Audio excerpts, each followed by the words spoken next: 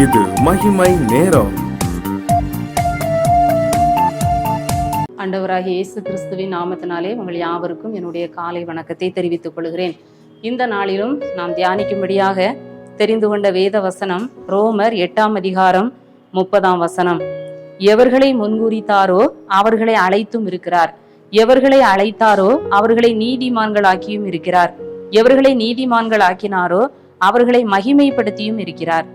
ஆண்டவர் எவர்களை முன்குறித்தாரோ அவர்களை அழைத்தும் இருக்கிறார்.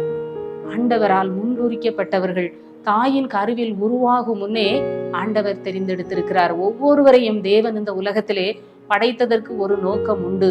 நாம் ஒவ்வொருவரையும் ஆண்டவர் தெரிந்தெடுத்ததற்கு ஒரு நோக்கம் உண்டு. நாம் ஆண்டவரை அறிந்து கொண்டதற்கு ஒரு நோக்கம் உண்டு. இன்றைக்கு எத்தனையோ பேர் தேவனை அறியாதவர்களாக உலகத்திலே வாழ்ந்து கொண்டிருக்கலாம். இன்றைக்கு நீங்களும் நானும் தேவனை அறிந்து கொண்டதற்கு ஒரு நோக்கம் உண்டு. தேவன் நம்மை தெரிந்தெடுத்ததற்கு ஒரு நோக்கம் உண்டு. அழகான ஒரு வசனத்தை நாம் வாசிக்கிறோம். கர்த்தரை தெய்வமாக கொண்ட ஜாதியும் அவர் தமக்கு சுதந்திரமாக தெரிந்து கொண்ட ஜனமும் பாக்கியம் உள்ளது. நாம் தேவனால் தெரிந்து கொள்ளப்பட்டிருக்கிறோம். நாம் தேவனை அறிந்து கொண்டிருக்கிறோம். தாயின் கருவில் உருவாகும் முன்னே ஆண்டவர் நம்மை தெரிந்தெடுத்து நம்மை அறிந்திருக்கிறார். கூட ஒவ்வொருவர் வாழ்க்கையிலும் ஆண்டவர் ஒரு நோக்கத்தை வைத்திருக்கிறார். இந்த உலகத்துல நம்ம பிறந்ததற்கு ஒரு நோக்கம் உண்டு. எந்த ஒரு நோக்கமும் இல்லாமல், ஒரு திட்டமும் இல்லாமல் ஆண்டவர் யாரையுமே இந்த உலகத்துல என்ன செய்யல, படைக்கல. யாருமே நான் வேஸ்ட், நான் இந்த உலகத்துல பிறந்தது, நான் வாழ்ந்ததெல்லாம் வீண் சொல்லி சொல்றதுக்கு அவசியமே இல்லை. தேவன் ஒவ்வொருவரையும் ஒவ்வொரு நோக்கத்திற்காக உருவாக்கி இருக்கிறார். இப்போ ஒரு வீட்டுல நிறைய பாத்திரங்கள் இருக்கு. ஒவ்வொரு பாத்திரத்தையும் ஒவ்வொரு காரியத்திற்காக நாம் பயன்படுத்துகிறோம். சில பாத்திரங்கள் கனமான காரியத்திற்கு நம்ம பயன்படுத்துவோம். சில பாத்திரங்கள் சற்று கனமில்லாத காரியங்களுக்கு, முக்கியமில்லாத காரியங்களுக்கு பயன்படுத்துவோம். எல்லாவற்றிற்கும் ஒரு பாத்திரம் தேவை. எல்லா காரியத்திற்கும் ஒரு பொருள் நாம் உபயோகிப்பதற்கு தேவை. ஒவ்வொன்றுக்கும் ஒவ்வொரு பயன் உண்டு. ஒவ்வொரு பொருளுக்கும் ஒவ்வொரு பாத்திரத்திற்கும் ஒரு பிரயோஜனம் உண்டு. ஒன்றுக்கும் உதவாத பொருள் என்று சொல்லி ஒன்றும் இருப்பதில்லை. இப்ப நம்ம ஒரு டஸ்ட்பின்னை தான் பாக்குறோம். அதுவும் குப்பை போடுகிறதற்கும் ஒரு பாத்திரம் அங்கே தேவைப்படுகிறது. இப்படி வீட்டுல நம்ம பலவிதமான பாத்திரங்கள், பொருட்கள் இருக்கிறது. ஒவ்வொன்றும் ஒவ்வொரு விதமாக நமக்கு உபயோகமாக இருக்கிறது போல தேவன் படைத்த மனிதர்கள் ஒவ்வொருவருமே தேவனுடைய பார்வையிலே உபயோகம் உள்ளவர்கள் தான். நம்மை ஒரு உபயோகத்திற்காக, ஒரு நோக்கத்திற்காக, ஒரு திட்டத்திற்காக தேவன் என்ன செய்திருக்கிறார், உலகத்திலே உருவாக்கி இருக்கிறார். தம்மை அவர் நமக்கு வெளிப்படுத்தி இருக்கிறார். தேவனை அறியாதவர்கள், இயேசு கிறிஸ்துவை தெய்வம் என்று அறியாதவர்கள் எத்தனையோ பேர் இருக்கும் பொழுது நாம் அவரை கண்டுகொள்ளக்கூடிய கிருபையை ஆண்டவர் நமக்கு கொடுத்திருக்கிறார். இந்த காலை வேளையிலே நாம் பார்க்கிறோம், எவர்களை முன்குறித்தாரோ அவர்களை அழைத்தும் இருக்கிறார். முன்குறிக்கப்பட்டவர்கள், இன்றைக்கு நீங்களும் நானும் முன்குறிக்கப்பட்டவர்கள், நாம் அழைக்கப்பட்டவர்கள், தேவனால் தெரிந்து கொள்ளப்பட்டவர்கள், நாம் ஆசீர்வதிக்கப்பட்டவர்கள் என்பதை ஒரு நாளும் நாம் மறந்து போக கூடாது. கூட சின்னைக்குள்ள பிள்ளைகள் அநேகர் என்ன செய்யலாம், கீழ்ப்படியாமல் இருக்கலாம். தாய்மார்கள்லாம் ஒரு குழந்தைக்காக எவ்வளவோ பொருத்தனை பண்ணி என்ன செய்வாங்க, அநேகர் பொருத்தனையோடு பிள்ளைகளை பெற்றெடுப்பார்கள். ஆனால் நாள் ஆக ஆக அந்த பொருத்தனை என்ன செய்து விடுவார்கள், மறந்து விடுவார்கள். அந்த பிள்ளைகளை குறித்த நோக்கம் அந்த பெற்றோருக்கு இல்லாமல் போய்விடும். ஆனால் ஆண்டவர் அதிலே உறுதியாக இருக்கிறார்.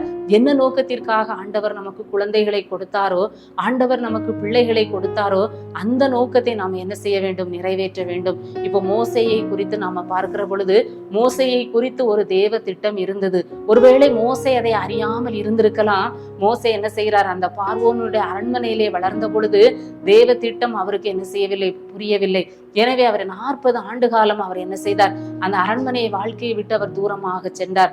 ஆனாலும் தேவன் முன்குறித்ததுனால அந்த மோசே மீண்டுமாக என்ன செய்யப்பட்டார், அந்த எகிப்திற்கு கொண்டு வரப்பட்டு அந்த இஸ்ரவேல் ஜனங்களை விடுதலையாக்கக்கூடிய ஒரு மாபெரும் பொறுப்பை தேவன் அவருக்கு கொடுத்தார். தேவ திட்டம் ஒரு நாளும் என்ன செய்யாது, அது தோற்று போகாது.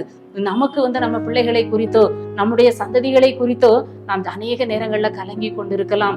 ஆண்டவரே, பிள்ளைகளுடைய வாழ்க்கை தவறுதலாக இருக்கிறதே, பிள்ளைகள் ஆண்டவருக்கு கீழ்ப்படியாமல் வாழ்கிறார்களே என்று சொல்லி நாம் கலங்கி கொண்டிருக்கலாம். பெற்றோர்கள் பிள்ளைகளுக்காக ஜெபிக்கிற பொழுது, ஆண்டவரே, இந்த பிள்ளையின் வாழ்க்கையிலே தேவ திட்டம் நிறைவேறட்டும், இந்த பிள்ளையை எதற்காக நீர் கொடுத்தீரோ அந்த நோக்கம் இந்த பிள்ளையின் வாழ்க்கையிலே நிறைவேறட்டும் என்று சொல்லி நாம் அர்ப்பணிக்கிற பொழுது தேவன் அந்த பிள்ளைகள் வாழ்க்கையிலே பெரிய காரியங்களை செய்கிற தேவனாக இருக்கிறார். இன்னும் கூட தாயின் கருவில் உருவாக்கும் முன்னே தெரிந்து கொண்ட கர்த்தர், அந்த அப்போஸ்தலனாகிய பவுல் சொல்லும் போது, தாயின் வயிற்றில் இருக்கும் போதே ஆண்டவர் அவரை ஊழியத்திற்கென்று பிரித்தெடுத்தார். கலாத்தியர் 1:15-16 நாம் பார்க்கிறோம். இன்னும் கூட தாவீது சொல்கிறார், நான் என் தாயின் வயிற்றில் இருந்தது முதல் நீர் என் தேவனாக இருக்கிறீர். இன்னும் கூட நம்ம பார்க்கிறோம், எரேமியா 1:5 பார்க்கிறோம், நான் உன்னை தாயின் கருவில் உருவாக்கும் முன்னே தெரிந்து கொண்டேன், ஜாதிகளுக்கு தீர்க்கதரிசியாக உன்னை நான் கட்டளையிட்டேன். ஆம், ஆண்டவர் எவர்களை தெரிந்தெடுத்தாரோ, எவர்களை அழைத்தாரோ அவர்களை ஆண்டவர் மகிமைப்படுத்தி இருக்கிறார். நாமும் அழைக்கப்பட்டவர்கள், நாமும் தெரிந்து கொள்ளப்பட்டவர்கள், தேவ சித்தத்தை நிறைவேற்ற பிறந்தவர்கள். ஒருவேளை அந்த அழைப்பை நாம் மறந்திருக்கலாம், நாம் உதாசீனப்படுத்தி இருக்கலாம். மீண்டுமாக ஆண்டவரே, என்னை என்ன நோக்கத்திற்காக இந்த உலகத்திலே நீர் உருவாக்கினீர், எனக்கு என்னை எதற்காக தாயின் கருவில் உருவாக்கி உம்மை அறிந்து கொள்ளக்கூடிய வாய்ப்புகளை கொடுத்தீர், என்னை குறித்த உம்முடைய நோக்கம் என்ன, என்னை குறித்த உம்முடைய திட்டம் என்ன என்று சொல்லி ஆண்டவரிடத்திலே கேட்கும் பொழுது நம்மையும் ஆண்டவர் கனத்திற்குரிய ஒரு பாத்திரமாக, அவருடைய நாமத்தை மகிமைப்படுத்துகிற ஒரு பாத்திரமாக மாற்றுவார் என்பதிலே சந்தேகம் இல்லை. அமெரிக்காவிலே வில்லியம் பிராங்க்லின் கிரஹாம் என்ற ஒரு பண்ணையார் இருந்தார். அவருடைய மனைவியும் அவர் பிள்ளைகளும் ஆண்டவருக்காக பக்தியோடு அவர்கள் வாழ்ந்தார்கள். ஆனா அவங்களுடைய மூத்த மகன் ஒரு அடங்காத ஒரு பிள்ளையாக, பெற்றோருக்கு கீழ்ப்படியாத ஒரு அடங்காத பிள்ளையாக வாழ்ந்து வந்தார். கார் ஓட்டுவதிலே மிகுந்த ஆர்வம் உள்ளவர், மிகுந்த வேகமாக காரை ஓட்டி அநேக நேரம் விபத்திற்குள்ளாகி இருக்கிறதாம். அப்படி ஒரு கார் ஓட்டுவதிலே அவருக்கு அலாதி பிரியம். ஆனால் பெற்றோருடைய சொல்லை கேட்காதவர், கீழ்ப்படியாத ஒரு சுபாவம் உள்ள ஒரு மகனாக காணப்பட்டார். அப்பொழுது அந்த 1934 அவர்கள் வாழ்ந்த பகுதியில ஒரு ஆவிக்குரிய கூட்டம் நடைபெறுவதாக இருந்தது. அதிலே மொர்தேகாய் என்று சொல்லக்கூடிய ஒரு பிரபலமான ஊழியக்காரர் கலந்து கொண்டு அந்த கன்வென்ஷன் கூட்டத்தை நடத்தி வந்தாராம். இந்த பெற்றோருக்கு, தாய்க்கும் தகப்பனுக்கும், நம்ம பையனை எப்படியாவது இந்த கூட்டத்துக்கு என்ன செய்யணும், அழைத்து கொண்டு போக வேண்டும் என்று ஆசைப்பட்டார்களாம். ஆனா கூப்பிட்டா அவர் என்ன செய்ய மாட்டார், அந்த பையன் வரமாட்டார். அதுக்காக இவங்க என்ன செய்தார்களாம், அந்த பகுதியில நிறைய ஆட்களை ஏற்பாடு பண்ணி ஒரு காரை ஏற்பாடு பண்ணி அவருடைய நண்பன் மூலமாக, கார் ஓட்டுவதில் அவருக்கு ரொம்ப பிரியம் இருந்ததுனால இந்த கூட்டத்துக்கு இந்த மக்களை கார்ல நீதான் அழைத்து செல்ல வேண்டும் என்று சொல்லி அவரை ஏற்பாடு செய்தார்களாம். அவர் அந்த கூட்டத்திற்கு மக்களை அழைத்து கார் ஓட்டி சென்றாராம். அப்பொழுது தற்செயலாக அந்த பிரசங்கியாருடைய வார்த்தைகளை அவர் கேட்க நேர்ந்தது. அந்த வார்த்தை அவரை தொட்டது. தன்னுடைய வாழ்க்கையை ஆண்டவருக்கு என்று அர்ப்பணித்தார். என்னுடைய வாழ்க்கையிலே தேவ திட்டம் என்ன என்பதை அவர் புரிந்து கொண்டார். அவர்தான் பின் நாட்களிலே மிகவும் பிரசித்தி பெற்ற ஊழியக்காரரான வில்லி கிரஹாம் என்று சொல்லி வாசிக்க முடிந்தது. ஆம், யாரை கொண்டு ஆண்டவர் என்ன செய்வார்னு யாருக்கும் தெரியாது. அற்பமான பிள்ளைகளையும் கூட ஆண்டவர் மேன்மைப்படுத்துவார். பிள்ளைகளை தேவ சித்தத்திற்கு ஒப்பு கொடுத்து பெற்றோர்களாகிய நாம ஜெபிக்கிற பொழுது தேவ சித்தம் அந்த பிள்ளைகள் வாழ்க்கையில நிறைவேறும். பிள்ளைகள் அடங்காதவர்களாக, கீழ்ப்படியாதவர்களாக இருக்கிறார்களே என்று சொல்லி கலங்க வேண்டிய அவசியம் இல்லை. தேவனே, இந்த பிள்ளையின் வாழ்க்கையிலே உடைய சித்தம் நிறைவேறட்டும் என்று நாம் ஜெபிக்கிற பொழுது தேவன் தம்முடைய சித்தத்தை நிறைவேற்ற வல்லவராக இருக்கிறார். ஜெபிப்போமா? எங்களை நேசிக்கிற நல்ல ஆண்டவரே, இந்த காலை வேளைக்காக உம்மை துதிக்கிறோமே, ஸ்தோத்தரிக்கிறோம். எவர்களை அழைத்தீரோ அவர்களை முன்குறித்தீரோ அவர்களை அழைத்தும் இருக்கிறீர். எவர்களை அழைத்தீரோ அவர்களை பரிசுத்தப்படுத்தி இருக்கிறீர். ஆண்டவரே, அழைத்தவர் உண்மையுள்ள தேவனப்பா. நாங்கள் ஒவ்வொருவரும் அழைக்கப்பட்டவர்கள். உடைய அழைப்புக்கு பாத்திரமாய் நடக்க ஒவ்வொருவருக்கும் கிருபை தாரும். எங்கள் வாழ்க்கையிலே உடைய சித்தத்தை கண்டுகொள்ளக்கூடிய இருதயத்தை தாரும்.